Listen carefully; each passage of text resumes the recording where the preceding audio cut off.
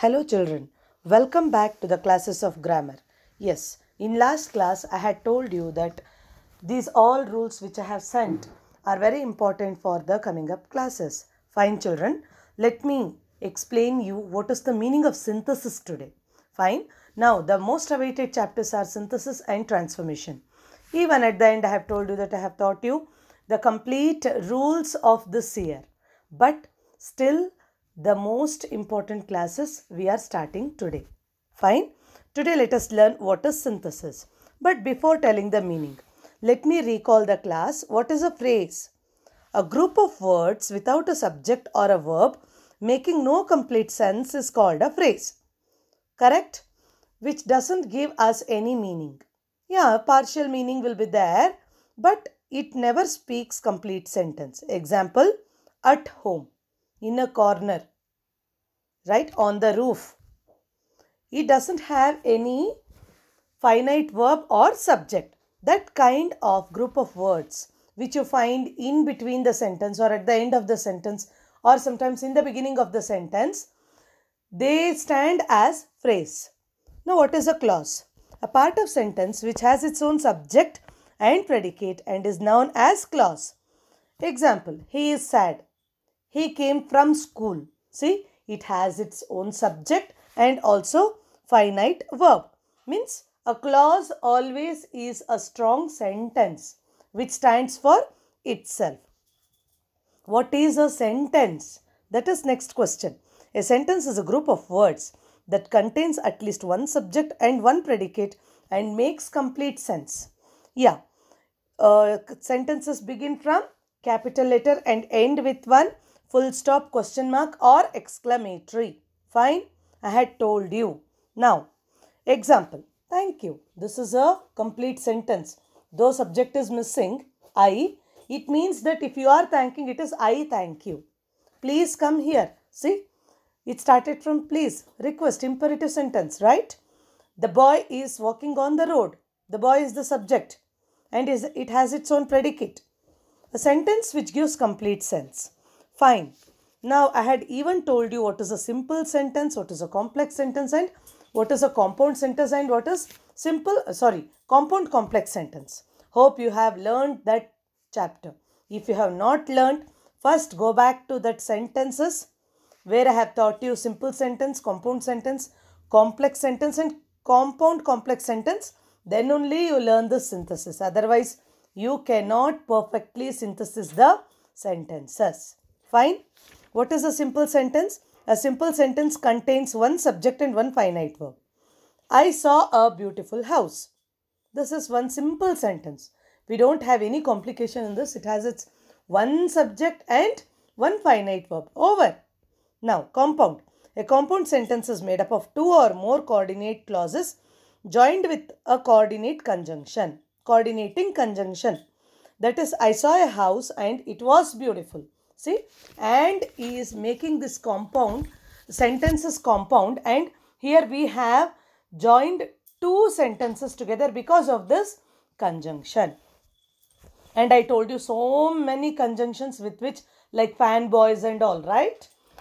Very important, learn that simple, compound and complex sentence. I am repeating because it stands as backbone for the synthesis. Complex. A complex sentence has one main clause and one or more subordinate clauses which start with the subordinator. Even I had told you which all are the subordinators, who, which, etc. Right? Now I am not going to explain this. Let us start. What is synthesis? What is synthesis? Synthesis of sentences means combination of number of simple sentences into one new sentence. See, we always combine two simple sentences only. Got it? Always the two sentences which will be given to you will be simple. But when you synthesize that, it will change to a simple sentence, a compound sentence or a complex sentence. Yeah. Simple plus simple is equal to simple. Simple plus simple is equal to compound. Simple plus simple is equal to complex. I hope you understood. Now, let me read out what definition is given here. See, it is the opposite of transformation of sentences and means combination of a number of simple sentences into one new sentence. The new sentence might be either simple or a compound sentence or a complex. Just now I explained. And what I explained is given here. Making a simple sentence with two simple sentences. Making a compound sentence with two simple sentences. Making a complex sentence with two simple sentences. Making a simple sentence with two or more simple sentences. Last one, just let me repeat. Making a simple sentence with two or more simple sentences. Yes, children. Synthesis gives us a grip to combine the sentences. Fine. Now, here some rules or conditions are given. Let me take it as conditions. Condition 1. By using a participle. Fine. By using a participle. What is a participle now? You all very well know. Present participle and past participle. Correct, no? Yeah, a word formed from a verb and used as an adjective.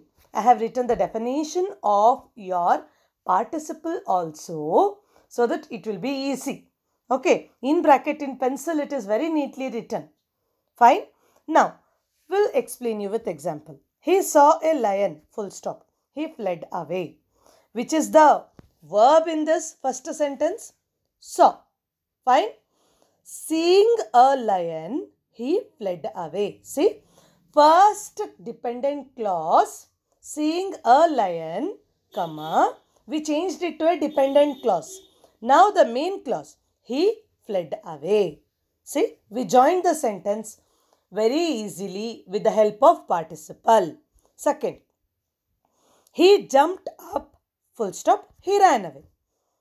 Jumping up, he ran away. That's it. Correct, no? Now, combined sentence. Before that, let me read out the question. He was tired of reading, full stop. He retired to bed. Fine. Now, was. We can't tell wasing. Correct? In this kind of verbs, we use being. Being tired of reading. Being tired of reading, he retired to bed. Hope you understood this. Third sentence, concentrate more and practice it. Okay. If you have verb directly, main verbs are there, then you can change it to ing form and then you can take it by making it adjective. But in case if it is is or was, you should use being. Fine, children. Now, next. Here one different kind of sentence is given. Let me give you two answers for this. He is well versed in English, full stop. He was appointed as the English teacher in the school. They have used some extra words here, but not needed, children. Being well versed in English, he was appointed as the English teacher in the class. Your answer is correct and done. Clear? You have done the correct synthesis. But for his knowledge of English, just they have given well versed. For that they have used synonym. Fine. They have used synonym to frame new sentence. That can also be done but not needed. It will be risky for you. If you are well versed in using synonyms, then do it. For his knowledge of English, he was appointed as English teacher in the school. But my students will write, being well versed in English, he was appointed as the English teacher in the school. Hope you understood how to synthesize the sentences with the help of participle. Now, condition 2. All will write down the condition 1 and followed by the examples I have given. And based on this, in your grammar book, you will be writing the answers for the given sentences. Fine. Now, condition 2. By use of noun or phrase in apposition. Yeah. What is apposition now? That is again a new question for my children. I had given you homework to learn it. But for your convenience, I have already written. A construction in which a noun or noun phrase is placed with another, that is side by side or close in explanatory. Let me explain what it is. This is my friend. her name is Rumi. Combined. This is my friend Rumi. Yeah. You should place the words connected with the noun side by side. That is apposition. That is apposition. Clear? Example 1. This is my friend. Her name is Rumi. This is my friend Rumi. Second, I spent 2 days in London. It is one of the most attractive places in England. I spent 2 days in London. One of the most. Yes, children, this is very important. One of the most. See, this is superlative where you are asked to use most. But to begin with, I spent. Okay, I spent 2 days in London. Where is London and how famous it is? One of the most attractive places. See, when you use one, the followed by places, it will be plural in England. Understood? Now, Buddhism was found 2500 years ago. Full stop. It is one of the greatest religions. Yeah, Buddhism, comma, one of the greatest religion or religions was found 2500 years ago. Yeah, it was found 2500 years ago. I love Teenu very much. She is my sister. I love my sister Teenu very much. Again, apposition as in example 1, placed side by side. But when it is selected from one pool, means or one group, then we should use one of the greatest or one of the most. We use superlative to mention it is the group of one big part of places or group or something, right? Next, condition 3. By use of preposition with noun or gerund. What is the meaning of gerund? Yeah, gerund is gerund. Correct? Gerund is not gerund. Gerund is ing form. Have you heard about this? Hope you have heard. ing is infinite form of verb. Correct, children. ing is infinite form of verb. Please make a note of this. Gerund means ing form, that is infinite form of verb. The moon rose. Full stop. The journey had not ended. It is the most important part of your synthesis where you make mistakes. So, concentrate here more. The moon rose, full stop. Their journey had not ended. Before their journey had ended, the moon rose. That's it. Okay. Before their journey had ended. Okay. Before their journey had ended, the moon rose. We have used here the noun, not gerund. See next one. Her husband died. Full stop. She heard the news. Full stop. She fainted. Okay, now we use the gerund, ing form. You can read the condition, noun or gerund. In first example, we used noun. Second here is, we are using gerund. On hearing the news of the death of her husband, she fainted. We have combined 3 simple sentences to make one simple sentence. Okay, like in last condition mentioned in the beginning where we spoke about the synthesis. Now, while sweeping the room, the servant found a rupee laying in the corner. What is the question then? The servant swept the room. Full stop. He found a rupee lying in the corner. See, while sweeping, the continuity, the gerund is given with the word while. While sweeping the room, the subordinate clause is starting with the coordinator while. While sweeping the room, the servant found a rupee lying in the corner. He failed many times. Full stop. He still hopes to get success at last. In spite of failing, okay, in spite of many failures, both you can use In spite of many failures, he still hopes to get success at last. In spite of failing many times, he still hopes to get success at last. I am giving you both the answers because in your exam they may ask to use any of the words and do the synthesis. Sometimes they ask to begin, and you have a 4 marks section without using and, but, or, so. For that, this is one handy chapter. Now, condition 3. By use of nominative absolute construction. What is nominative absolute construction now? Yeah. When a participle and the noun that comes before it together forms an independent phrase.